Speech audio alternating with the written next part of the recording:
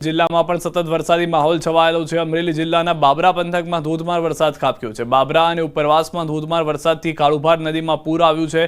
બાબરાની કાળુભાર નદીમાં ઘોડાપૂર આવ્યું છે। સારા વરસાદથી ખેડૂતોમાં ખુશીનો માહોલ। તો અમરેલીની અંદર જે છે તે વરસાદ યથાવત જોવા મળી રહ્યા છે। કેટલાક વિસ્તારોમાં સારા પ્રમાણમાં વરસાદને કારણે ખેડૂતો પણ ખુશખુશાલ જોવા મળી રહ્યા છે। બીજી તરફ નદીઓમાં પૂર જેવી પરિસ્થિતિ અથવા તો બે કાંઠે થતી હોવાથી નીચાણવાળા વિસ્તારોમાં એલર્ટ કરી દેવામાં આવ્યા છે।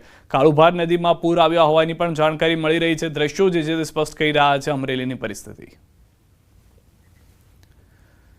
તો સુરતમાં ધોધમાર વરસાદથી ઠેર ઠેર ભરાયા છે પાણી। જિલ્લાના પલસાણામાં સૌથી વધુ વરસાદ। કામરેજ બારડોલી સહિતના તાલુકામાં વરસાદ। બારડોલીથી સુરત જવાના મુખ્ય માર્ગ ઉપર ભરાયા પાણી। હરિપુરા પાટિયા પાસે ઘૂંટણસમાં ભરાયા પાણી। પાણી ભરાતા વાહન ચાલકોને મુશ્કેલી। પાણીમાં વાહનો બગડ્યા।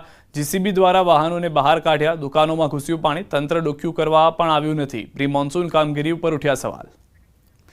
હવે એ દ્રશ્યો સ્પષ્ટ કહી રહ્યા છે કે કેટલી હાલાકી સુરત શહેરના લોકોને રવિવારના દિવસે પણ ભોગવવી પડી છે। સામાન્ય રીતે રવિવારના કારણે જે નોકરિયાત જતા લોકો હતા, નોકરી ધંધે જતા તે બચી ગયા, પરંતુ જે જરૂરિયાતવાળા લોકો બહાર નીકળ્યા હતા તેઓને પણ હાલાકીનો સામનો કરવો પડ્યો। વાહનો જે હતા તે બંધ થઈ ગયા હતા।